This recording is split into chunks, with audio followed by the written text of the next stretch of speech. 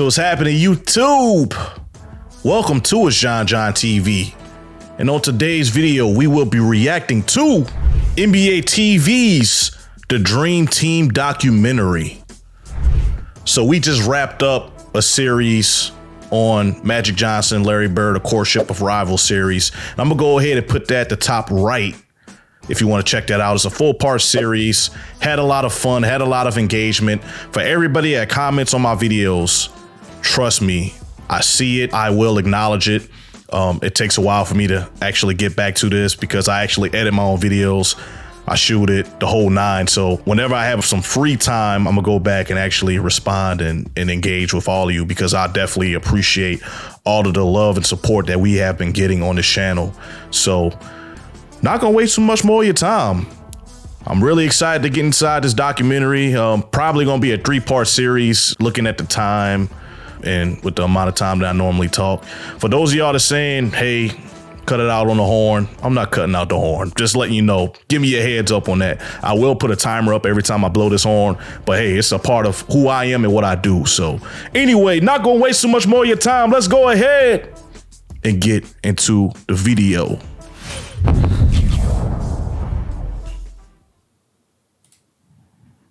Let's go.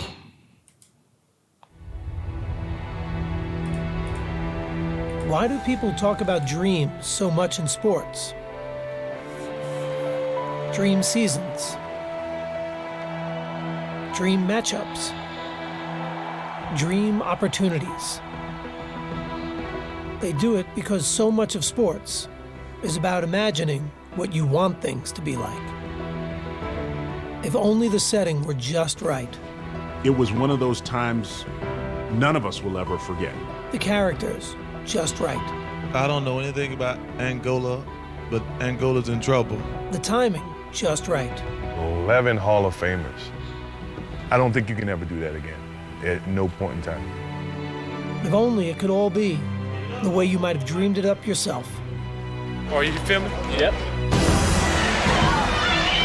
That was the most exhilarating 15 seconds of my life. People perceived us as being superheroes. Please, Michael Jordan! No Isaiah Thomas stuff. Thomas question. Cool. We became a team, and that team just stomped on everybody. Barkley. This never happened in sports. Nowhere. Well, I figured eventually there'd be a movie made about the Dream Team. This group may well be the greatest team ever assembled in the history of team sports.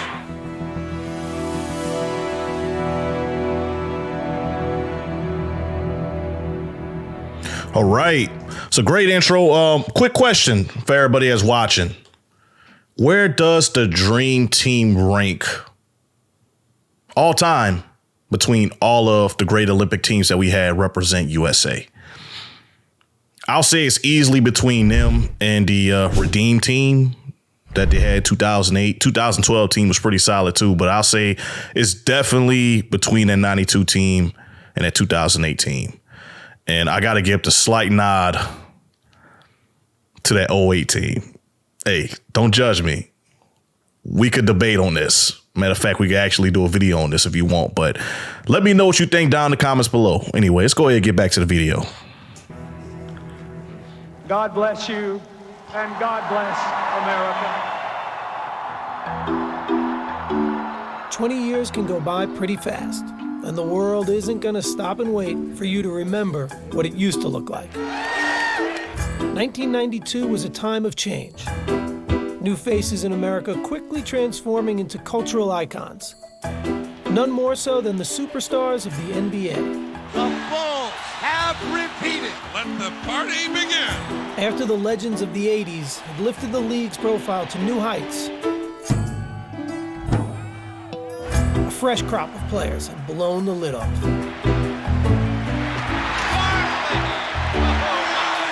Here's Hewitt. Robinson. Their talents and their charisma made them more than just basketball players. I am not a role model. They were a new kind of star athlete whose popularity transcended the game. Like Mike.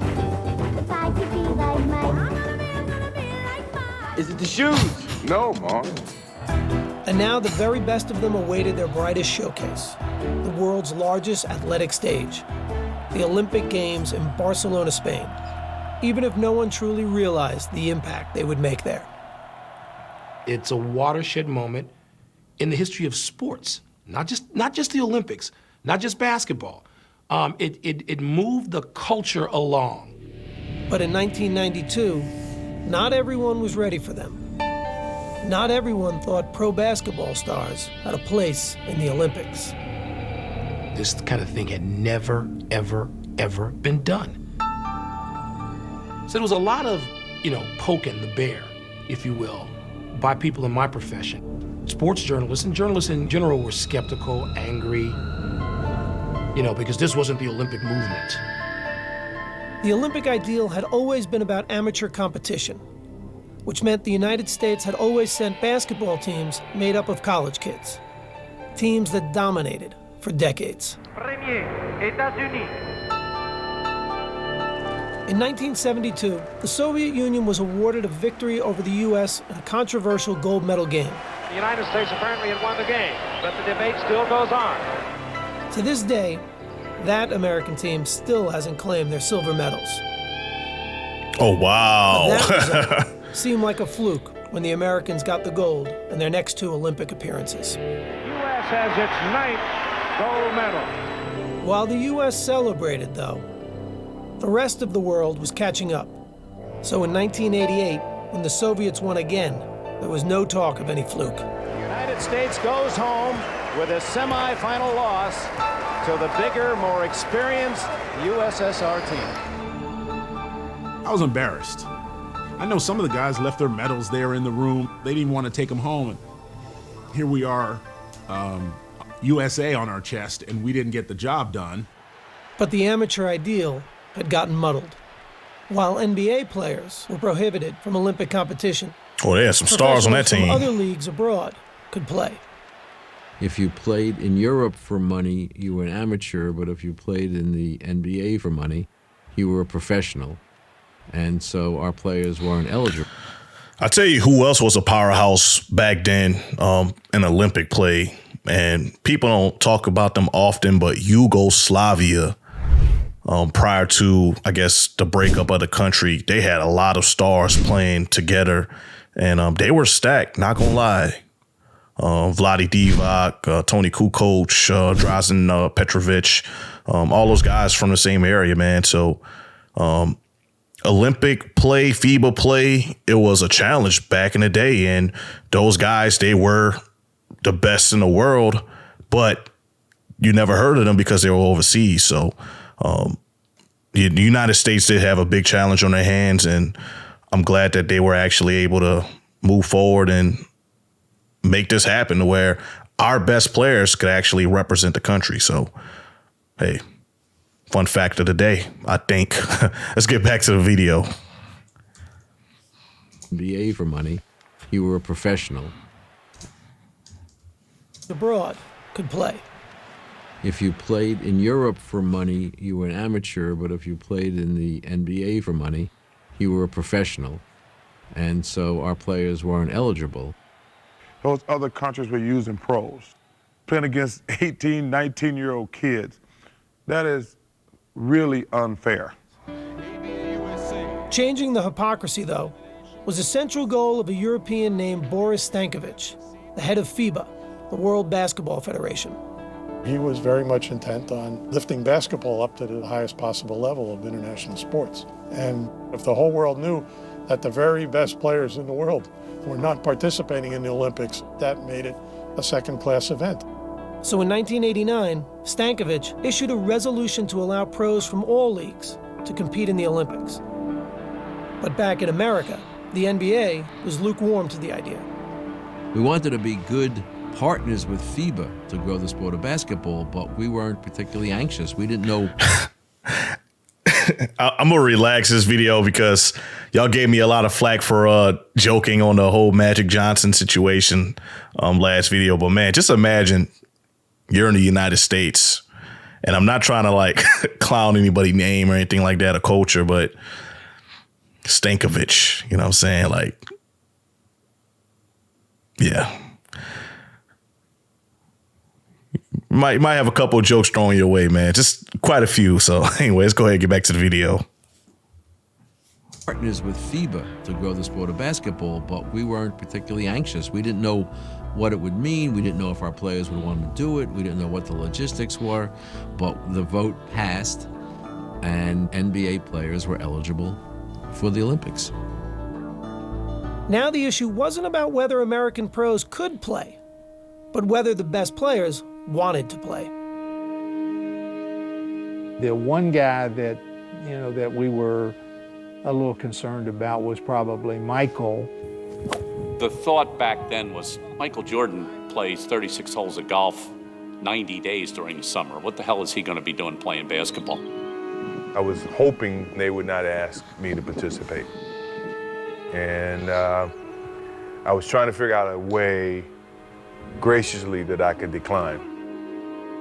I'd done the Olympic thing before, and when Rod Thorne called me and asked me, I wasn't gung-ho about it. My appeal to him was, you're the top player in the world. This is bigger than the NBA Finals, and, we need you. His thing, well, who else is playing? I mean, are all the good players going to play? I'm not going to play by myself. So Michael Jordan waited to hear more, and Rod Thorne made his next call. It was a no-brainer for me. I was in from day one. And I figured if I jumped in first and said I wanted to play, that would get guys to want to participate as well. I think if Magic wasn't on that team, I don't think it would have been as spectacular as it was.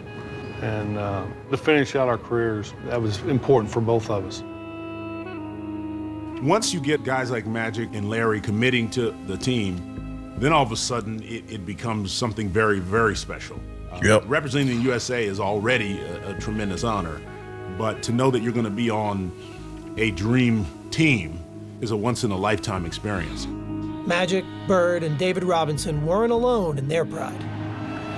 First of all, shout out to David Robinson. Like I said, hey, on this channel, we give the utmost respect to veterans. For those of y'all that don't know David Robinson's story, of course, he's one of the greatest to ever play.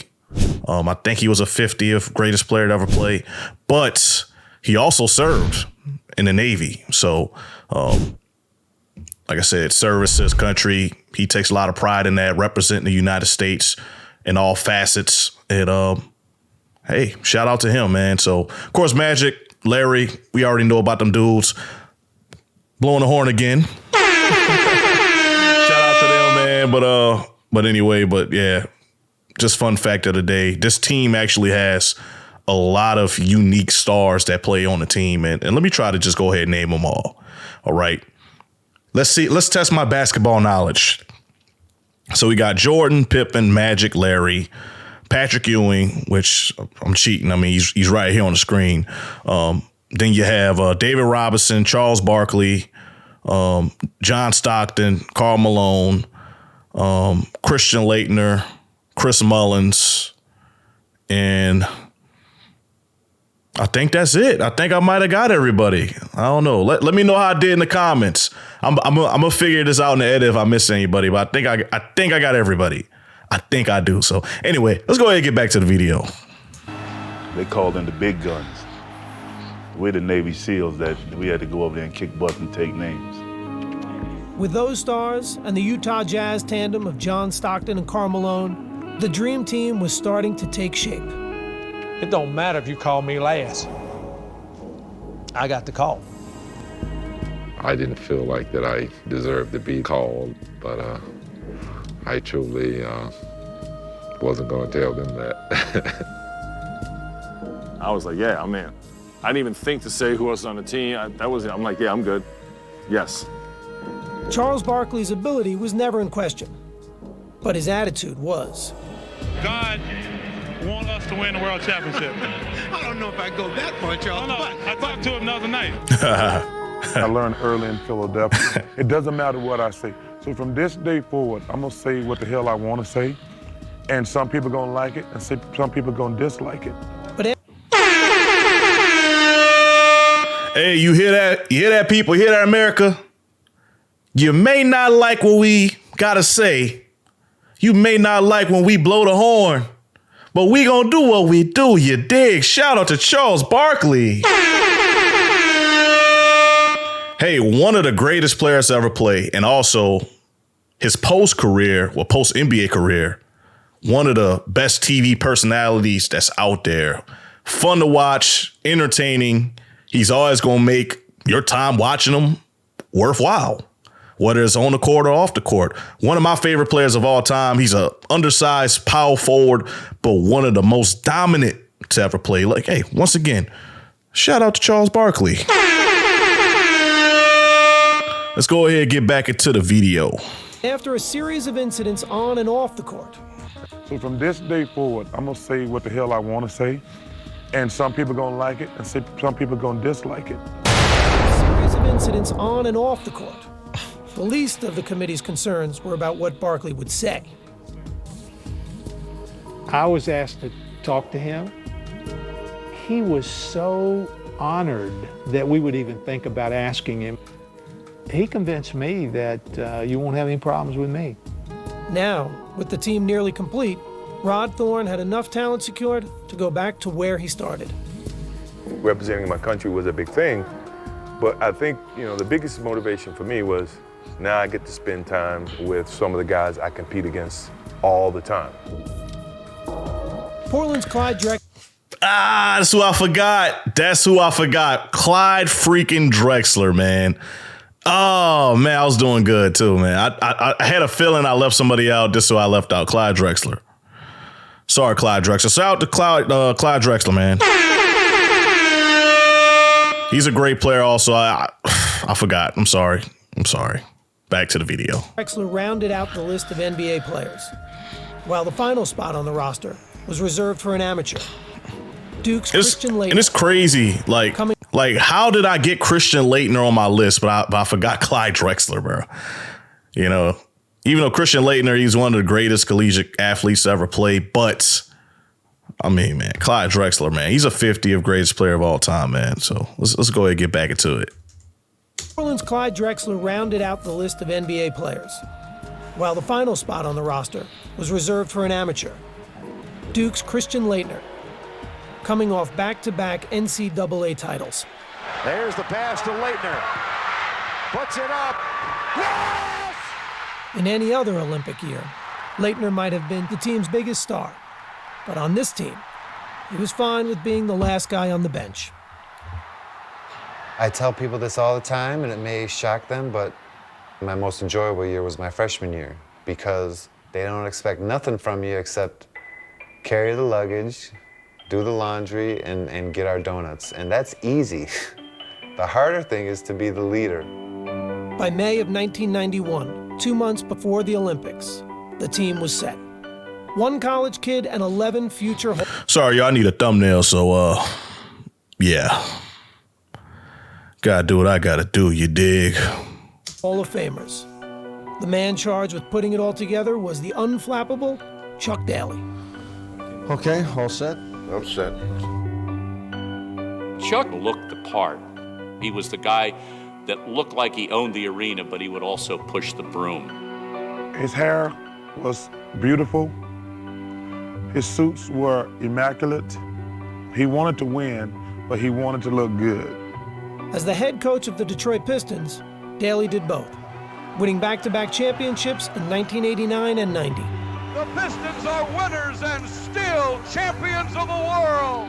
The Pistons were nicknamed the Bad Boys for their aggressive and some said dirty style of play, never more evident than in their memorable playoff battles with Michael Jordan's Bulls. Jordan rules. He is necktied. Michael Jordan goes down hard. Detroit and Chicago had no love for each other. So when Daly was named the Dream Team coach, many wondered how he'd handle working with the Bulls' biggest star. I was being asked to wrestle with some demons and some issues. But the coach was well acquainted with the task of managing personalities. He coached the bad boys. And if you can coach those, you can coach anybody. One player. First of all, man, hey, shout out to Chuck Daly, man. Shout out to Chuck. Hey, that is a tough task, man. But, you know, being a head coach, as they kind of noted with Chuck Daly, one of his best traits, probably his greatest trait, is the management of personalities. And most great coaches, really all great coaches, do a fantastic job at that. You got to think about, of course, Chuck Daly, Pat Riley. He managed a lot of superstars and a lot of egos with those Lakers teams and Miami Heat teams. Phil Jackson, the Zen Master. You know, that's really what he did. That's why they called him the Zen Master, because he could take somebody like Dennis Rodman and make somebody Dennis Rodman, which, I mean, he was already a valuable player, but make them buy in to what the Bulls had going on. You got Kobe and Shaq, three-peated with those guys, and they were very two large egos. First of all, shout out to Kobe. I got a shirt on anyway. But, you know, so Chuck Daly, he's the orchestrator of the Jordan rules. I'll say he's kind of behind the bad boys image or whatever. Of course, Isaiah Thomas was the face, but I'll say Chuck Daly, he is definitely behind the scenes like, hey, you know, nobody comes inside this paint without getting knocked down. They got to start with the coach, and the coach got to allow that to happen. So for this team, with it being the first team that the United States had represent them of superstar NBA players, I don't think at this time there could have been a better coach. I'll say maybe with the exception of Pat Riley that could actually take that role and excel at it. So, like I said, shout out to Chuck Daly, man. But anyway, let's go ahead and get back into the video. And if you can coach those, you can coach anybody. One player Daly wouldn't be coaching in the Olympics, however, was his own star in Detroit, point guard Isaiah Thomas, who controversially had been left off the team's roster. No matter how much people try to say now, you know, it was no big a deal. It was a big deal. I talked to Isaiah at the beginning of the year about the aspect he wasn't on the team, and he was not comfortable with it. I'm sure he is very hurt. He's a very deserving player, but you know, he was not selected. Thomas was well on his way to a Hall of Fame career, but was also seen by many as the biggest cultivator of the bad boys image in Detroit. And now Isaiah Thomas and Cartwright are swinging. Isaiah was the general. He was the guy that would yap at his teammates and say, knock him on the ass, do whatever you got to do. A beautiful backdoor pass from Pippen, and he is walloped. He knew he was going to get hit. I despised the way that he played the game. Did you want him on the dream team? No, I did not want him on the team. Did Michael? Did you want him on the team? Well, I can't speak for Michael, but I don't think he wanted him on the team. Now, there has been speculation that your icy relationship with Isaiah Thomas is the reason that he was not selected. Well, what is your reaction? Shout out to Marv. Anyway, let's go ahead and get back into it. Thomas is the reason that he was not selected. Well, what is your reaction to that? That was one of the stipulations put to me prior to me even committing, that Isaiah wasn't a part of the team.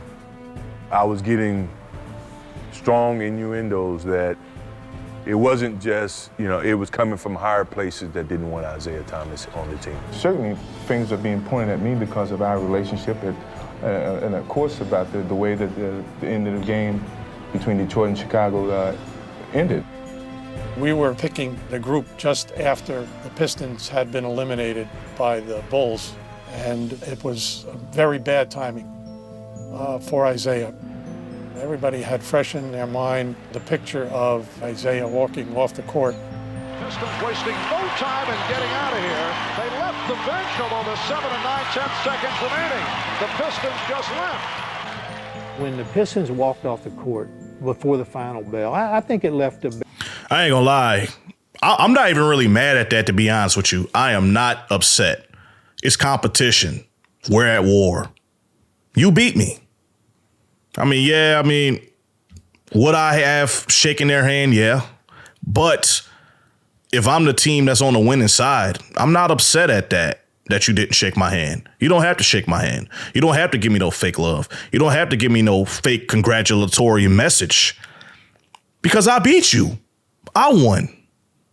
If you want to shake my hand, I'm cool with that. You know, so I don't see why America's making a big deal. Maybe it's just because who they are. They are the bad boy Pistons. And also, I mean, to kind of defend them, if that is who you, I guess, model yourself as bad boys, why do the right thing in the first place? So, like I said, I'm not really into all that stuff whenever it comes to like sportsmanship. It is what it is at that point. If I'm the Bulls, I beat you. I want that response out of you because that shows that you care. You care that I whooped your tail, swept you 4-0. You care. I want you to care. I want you to be hurt. I want you to be angry. I want you to not want to talk to me. I could live with that. America need to kind of live with that too. You know, we always try to be the nice guys, but in some parts in life, we at war. So anyway, let's get back into the video. When the Pistons walked off the court before the final bell, I think it left a bad taste in a lot of people's mouths.